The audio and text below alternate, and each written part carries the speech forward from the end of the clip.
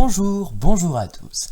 Elle se dresse tel un phare scintillant surplombant les mers dangereuses du tumultueux XIIIe siècle.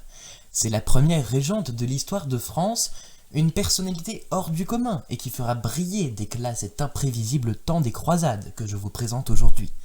Ce n'est que la mère d'un roi saint. Aujourd'hui, Blanche de Castille est à l'honneur.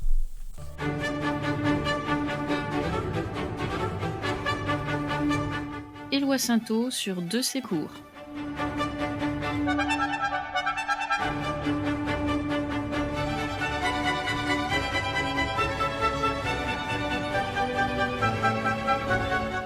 Post-scriptum, tous les samedis à partir de 14h.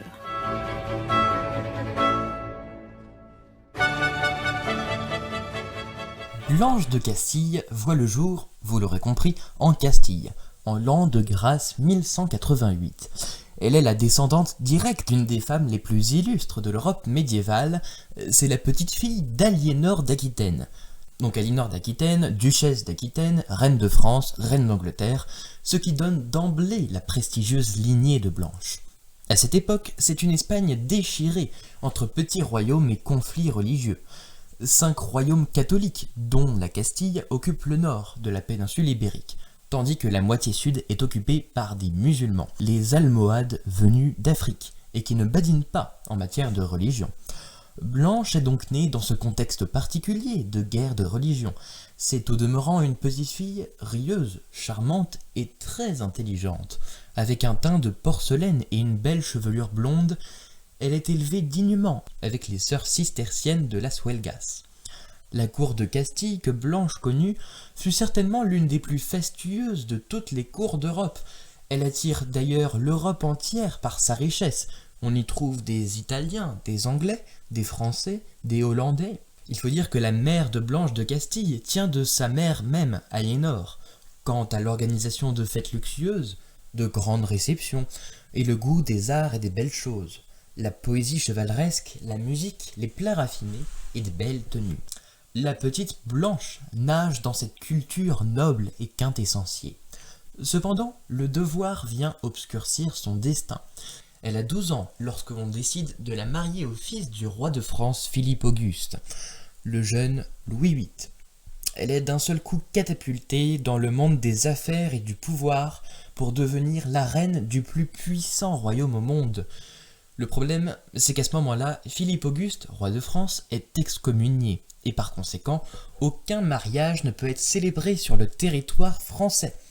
C'est donc aux portes des terres anglaises qu'on va marier le couple princier, en Normandie.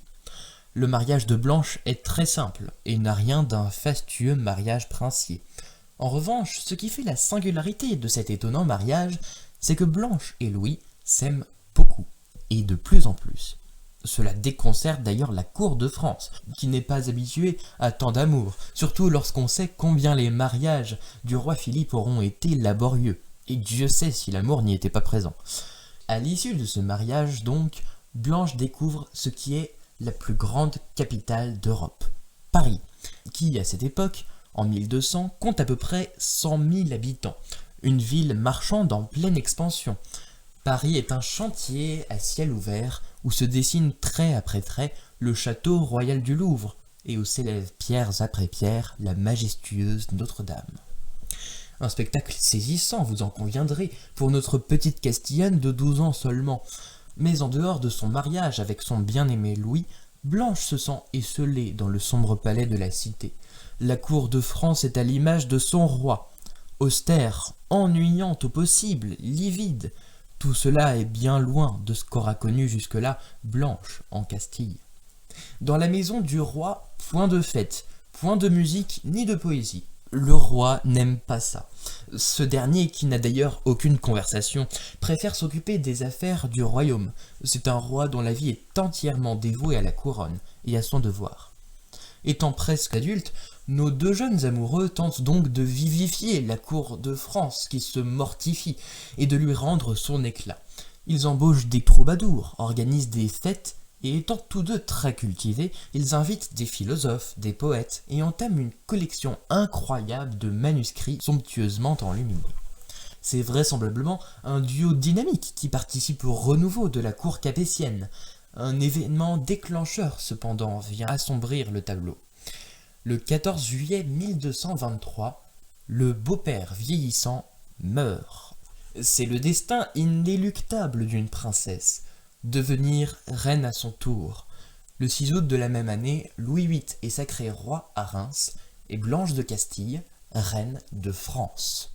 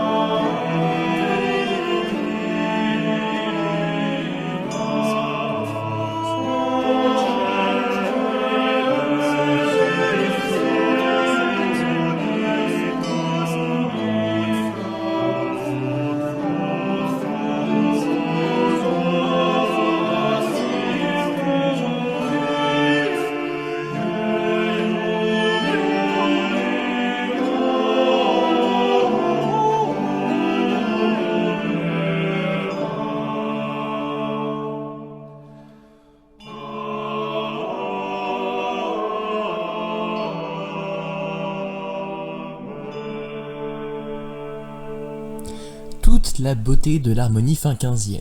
La tragédie cathare, un extrait du Royaume oublié avec la Capella Reial de Catalunya et Jordi Savall. Vous écoutez Éloi Sainteau sur De Sécours. Plusieurs années s'écoulent. Blanche aura eu de son conjoint 12 enfants. C'est l'une des premières qui aura montré une relation filiale assez prononcée. Et elle s'occupe elle-même de l'éducation de ses enfants. C'est une éducation très rigoureuse, digne de grands souverains catholiques, et nommait aucun de ses enfants, pas même ses filles. C'est elle qui aurait déclamé à son fils Louis cette phrase légendaire. « Un roi sans instruction est un âne couronné ». Vient le temps de la question des mariages. Le futur roi, Louis IX, est en âge de se marier, et c'est encore Blanche de Castille qui organise les fiançailles. Elle choisit la fille du comte de Provence, un allié puissant. Le jour des noces arrive. Louis n'a jamais vu sa promise, mais il faut se rendre à l'évidence, la jeune demoiselle n'est pas pour déplaire aux futurs mariés. Elle est terriblement belle, cette Marguerite de Provence. Sa clarté fait même de l'ombre à Blanche de Castille, qui devient presque jalouse de l'amour que son fils lui porte. C'est plus qu'une querelle habituelle entre une belle-mère et sa belle-fille, cela devient une mésentente politique. Car pour justifier sa jalousie, Blanche suspecte Marguerite de Provence de comploter contre les intérêts de la France par le biais de sa sœur, la femme du roi d'Angleterre. Je rappelle que l'Angleterre et la France ne partagent pas la même tasse de thé, si j'ose dire. Un événement fracassant vient cependant ramener Blanche à la raison. Le roi de France, Louis VIII, son mari, vient de décéder. Blanche est alors accablée. Mais ne se doute pas que c'est cet épisode douloureux qui va la hisser au cœur de l'histoire. Le roi Louis IX est trop jeune pour régner, alors c'est au creux de ses mains que le destin de la France est confié. Elle devient régente. Blanche de Castille est la première femme régente dans l'histoire. C'est pourquoi plusieurs seigneurs se sont rebellés contre cette grande nouveauté. C'est le cas du comte de Bretagne, qui, pour provoquer la couronne et exprimer son mécontentement, va prendre d'assaut la forteresse de Bellême, propriété du roi aux portes de la Bretagne. La nouvelle régente entre alors dans une rage folle. À peine eut-elle le temps d'apprendre la nouvelle, qu'elle se constitue une armée et chevauche jusqu'en Bretagne. Avec son hoste, Blanche assiège farouchement la forteresse de Bellême durant 3 longs mois d'hiver. La place forte finit par retomber aux mains de la régente. Une victoire extraordinaire. Blanche n'aura pas gagné uniquement un vieux château féodal. Elle aura aussi conquis la confiance et l'inclination de tous les seigneurs de France. Outre l'impétueuse guerrière amazone, Blanche de Castille est pieuse et dévote. Souvenez-vous, depuis son enfance chez les sœurs cisterciennes, elle a toujours gardé un lien très fort avec sa foi. Aimant se recueillir dans les monastères et prier avec les moniales, elle fonde l'abbaye de Maubuisson dans l'actuelle Val d'Oise et l'abbaye Notre-Dame des Lys non loin de son château de Melun. Même si Louis devient pleinement roi à sa majorité, l'ex-régente garde toujours un œil attentif et consciencieux sur les affaires du royaume. Elle est même la plus proche conseillère de son fils le roi, et sans nul doute, elle restera à tout jamais la seule en qui le roi ait pleinement confiance. Seulement, Louis est encore plus pieux que sa mère ne l'est, et décide en 1244 de partir guerroyer en Terre Sainte pour une ultime croisade. Cependant, Blanche a trop peur de ne plus revoir son fils vivant. Elle le supplie, essaye par tous les moyens de le dissuader d'aller se perdre dans la violence des combats. Mais tout cela est vain. La piété du roi et le sens du devoir sont trop forts. Les peurs de Blanche de Castille se retournent contre elle, puisque c'est elle qui mourra pendant que Saint-Louis mène son expédition le 27 novembre 1252, à l'âge de 64 ans. Elle sera enterrée dans son abbaye à Maubuisson. La foi profonde qu'elle a nourrie aura été une source indéfectible de force et de sagesse pour le rôle qu'elle aura eu à accomplir pour la France. Elle voulut un roi chrétien pour la France, elle aura donné un roi saint pour la chrétienté. Voilà comment la première régente de France combattit les rigueurs de son temps. Elle deviendra par la suite un modèle de courage, de force et de piété pour toutes les autres régentes qui lui ont succédé, et son fils deviendra le saint patron et protecteur de tous les rois de France.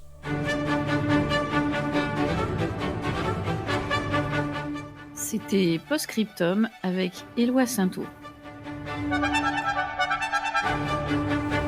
Merci de nous avoir écoutés et rendez-vous la semaine prochaine pour un épisode tout du moins étonnant, le ballet royal de la nuit. Très bonne semaine à tous.